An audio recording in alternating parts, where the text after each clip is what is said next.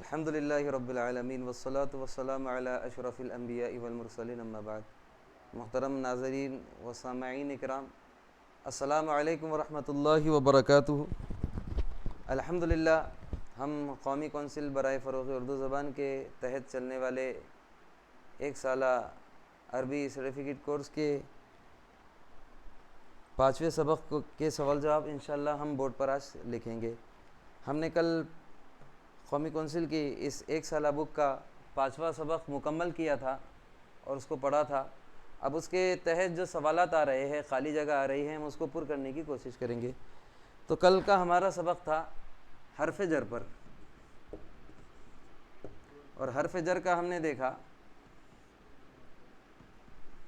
کہ ایک فی ہے جس کے معنی ہوتے ہیں میں، اور ایک ہوتا ہے الا جس کے معنی ہوتے ہیں پر۔ اور ہم نے دیکھا تھا کہ حرف جر جس لفظ پر آتا ہے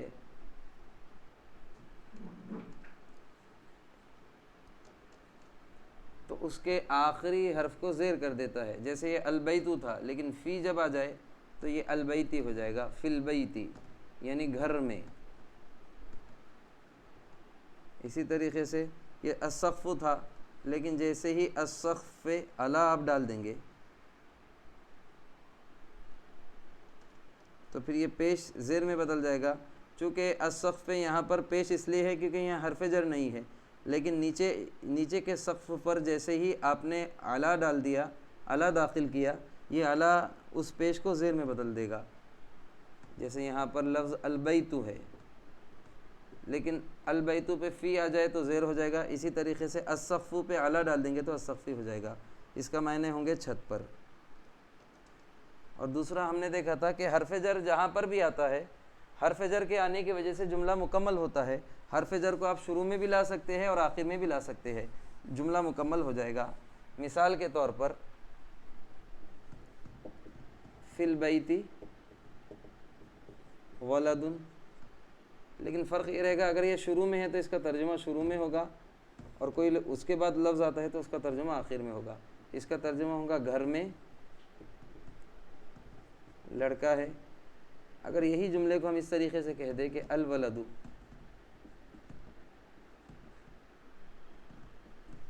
فی البیت،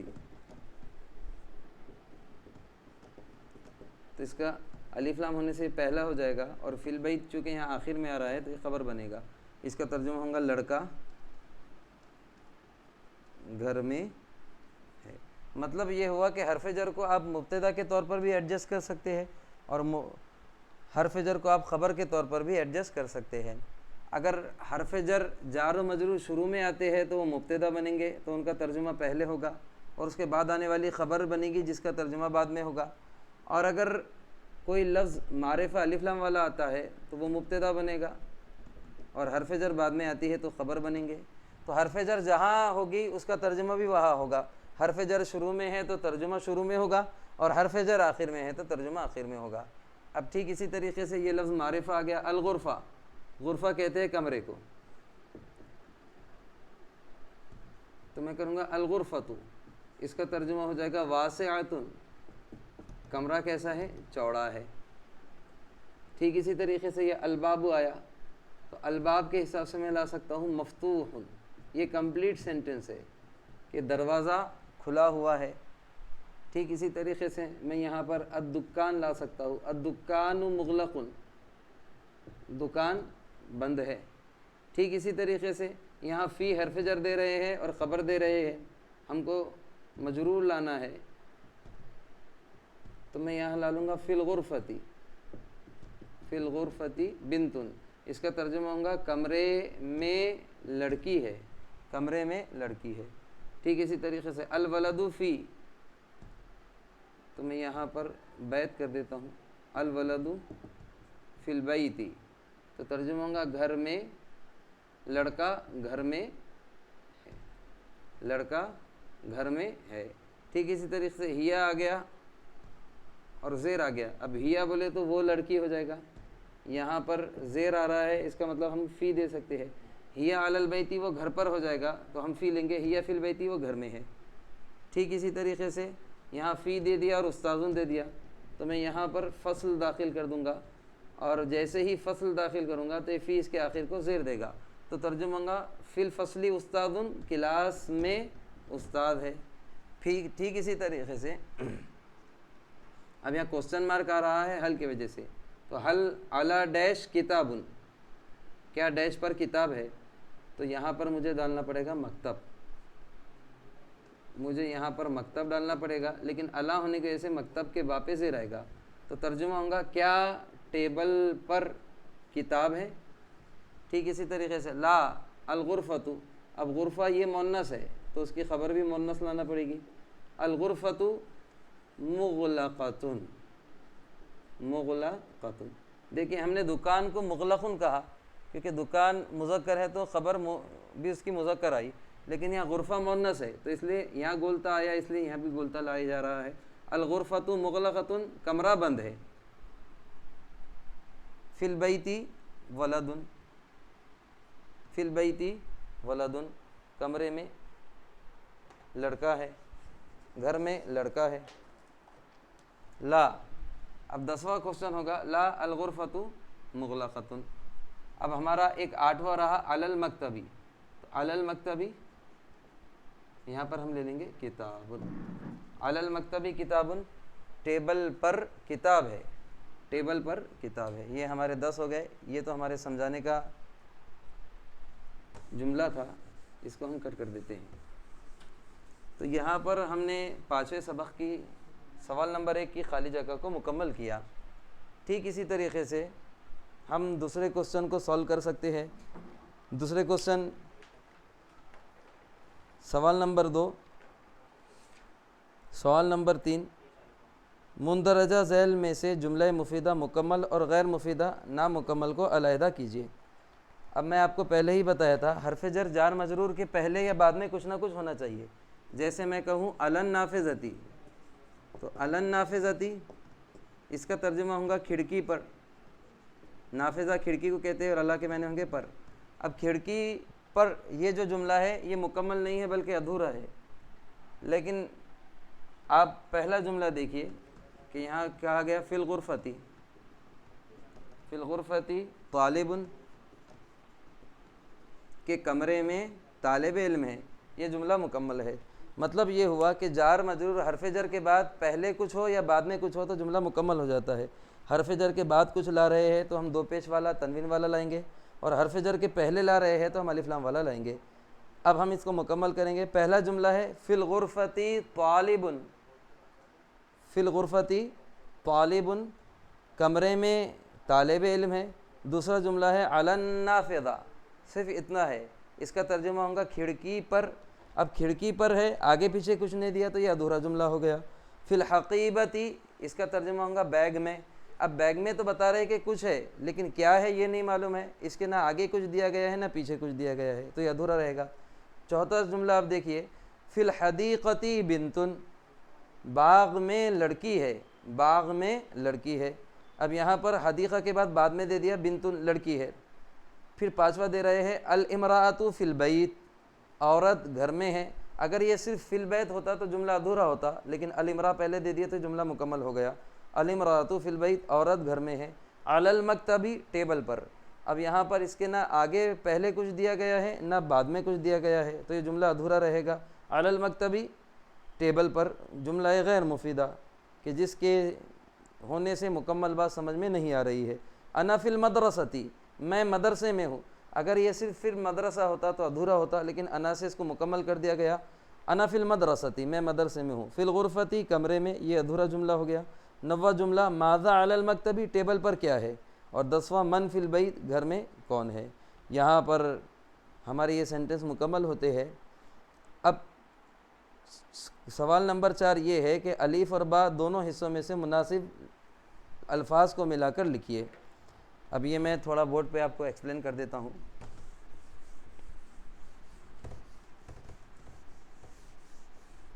ہم آدھا حصہ ہی لیں گے بورڈ کا، خیر پورا میٹ لیتے ہیں۔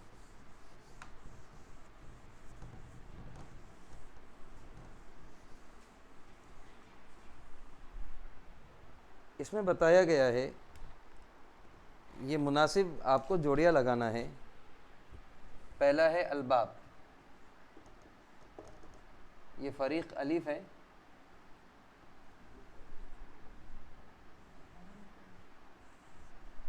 یہ فریق الف ہے اور یہ با ہے. الباب ہو گیا. نمبر 2 ہے الرجل، سوال نمبر 4 الرجل. تیسرا ہے الولد، چوتھا ہے الامرأۃ، پانچواں ہے السبورۃ.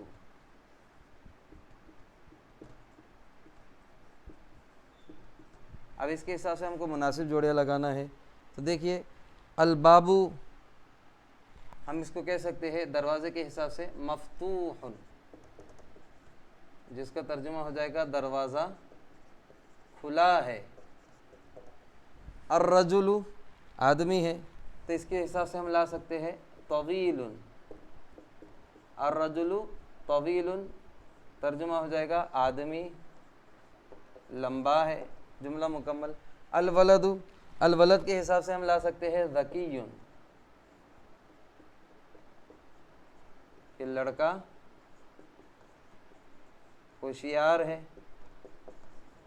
چوتھا الامرأہ ہے، الامرأۃ عورت، تو الامرأۃ کے حساب سے ہم لا سکتے ہیں طویلۃ،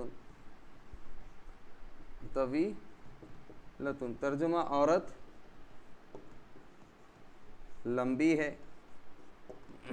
اور پانچواں السبورۃ، السبورۃ کے حساب سے میں لاؤں گا جدیدۃ، کیونکہ یہ مؤنث ہے تو یہ بھی مؤنث لانا پڑے گا. جیسے الامرأۃ مؤنث ہے تو طویلۃ لانا پڑا. الولد ہے یہ مذکر ہے تو یہ بھی مذکر، یہ مذکر ہے تو یہ بھی مذکر، یہ مذکر ہے تو یہ بھی مذکر. لیکن الامرأۃ مؤنث ہے، یہاں گولتا ہے تو یہاں بھی گولتا دیے. السبورۃ مؤنث ہے، یہاں گولتا ہے تو یہاں بھی گولتا دیے. السبورۃ جدیدۃ بورڈ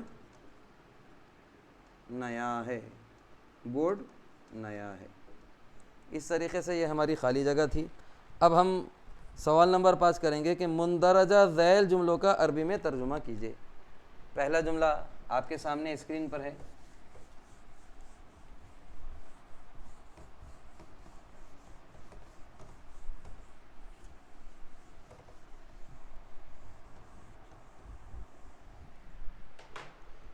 سوال 5.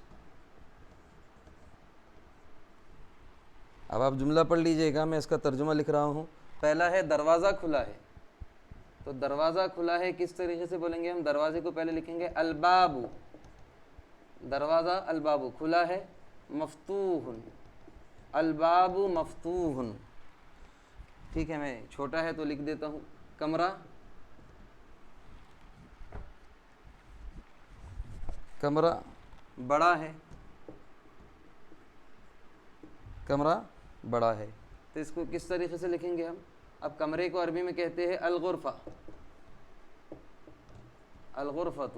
اور بڑا ہے تو کبیرۃ، یا پھر وسیعۃ، چوڑا ہے.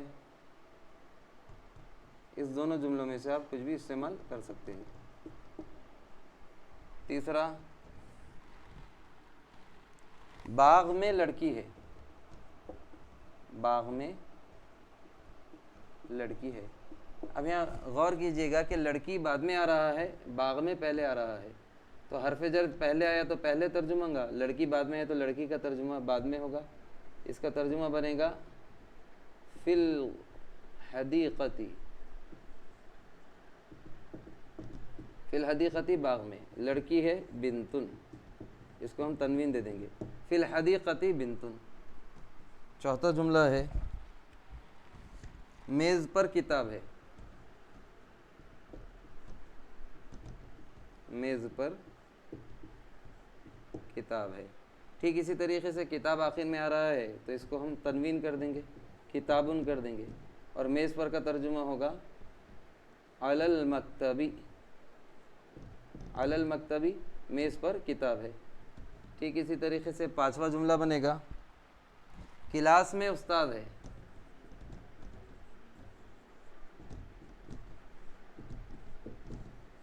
تو استاد کلاس میں ہونا بھی چاہیے.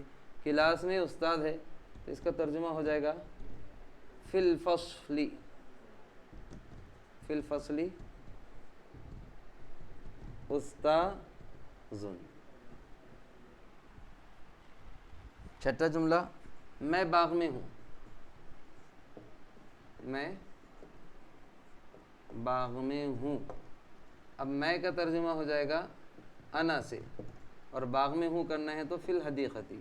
انا فی الحدیقتی. اب یہاں غور کیجئے کہ یہاں پر حرف جر پہلے آ رہے تھے, فی الحدیقتی بنتن, باغ میں لڑکی ہے, اور یہاں ترجمہ ہے میں باغ میں ہوں. یہاں باغ میں پہلے تھا اور یہاں باغ میں بعد میں ہے, تو یہاں باغ میں بعد میں آیا تو ہم نے فی الحدیقتی کو بھی بعد میں لکھا, اور میں پہلے ہے تو انا کو پہلے لکھا. یہ فرق کو سمجھنے کی کوشش کریں. تم اسکول میں ہو. تم اسکول میں ہو. اب یہ دیکھنا ہے, اب تم کا ترجمہ ان سے ہوگا. ان کہتے ہیں تم کو, لیکن تم لڑکا کہنا ہے تو تا زبر دینا پڑے گا, اور تم لڑکی کہنا ہے تو تی کرنا پڑے گا. انتی تم لڑکی ہو جائے گا, اور انتا تم لڑکا. تو انتا تم لڑکا کہاں پر ہو؟ اسکول میں ہو. انتا فل مدرستی, یعنی تم لڑکے کہاں پر ہو؟ مدرسے میں ہو. پھر 8واں جملہ وہ گھر میں ہے. وہ گھر میں ہے. اب وہ کو لیے ہم ہاں لیتے ہیں, اور جینٹس کرنا ہے تو وا کر دیتے ہیں. ہوا. ہوا وہ. فی البیتی کہاں پر ہے؟ گھر میں ہے. یہ جملہ ہمارا مکمل ہو گیا. 9 گھر میں کون ہے؟ یہ کوشچن ہو گیا. گھر میں کون ہے؟ یہ کون پہلے آ جائے گا اور گھر میں بعد میں آ جائے گا, کیونکہ سوال یہ کون اور کیا یہ پہلے آتے ہیں. تو عربی میں ہوگا من فی البیتی. من فی البیتی, گھر میں کون ہے. ٹھیک اسی طریقے سے 10واں گھر میں لڑکا ہے. گھر میں لڑکا ہے. اب یہ لڑکا بعد میں آ رہا ہے تو اس لیے ہم اس کو ولدن کر دیں گے, اور گھر میں کے لیے فی البیت بول دیں گے. فی البیتی ولدن, گھر میں لڑکا ہے. شروع کے 2 منٹ رہا ہوں.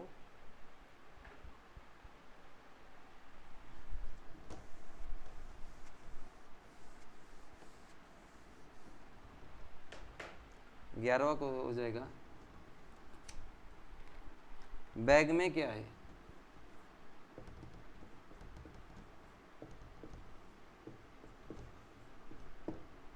تو کیسا بولیں گے اس کو؟ بیگ میں کا ترجمہ پہلے, کیا کا ترجمہ پہلے ہو جائے گا, تو یہ ماں کریں گے. ما فی الحقیبتی, اور خوبصورت بنانے کے لیے زا دے دیتے ہیں. تو ماذا, ماذا کیا ہے؟ فی الحقیبتی, بیگ میں. اور 12واں کوشچن ہوگا بیگ میں قلم ہے. 12واں جملہ ہے بیگ میں قلم ہے. اب یہ قلم ہے کے ساتھ آ رہا, مطلب آخر میں آ رہا, بیگ میں پہلے آ رہا ہے, تو ہم کر دیں گے فی الحقیبتی قلم.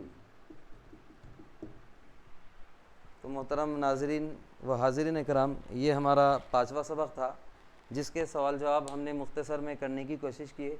اگلے ویڈیو میں ہم عربی کے گرامر شروع کریں گے, اور عربی میں ماضی کی, مضارع اور امر کی گردان, اس کو اچھے سے ہم سمجھنے کی کوشش کریں گے.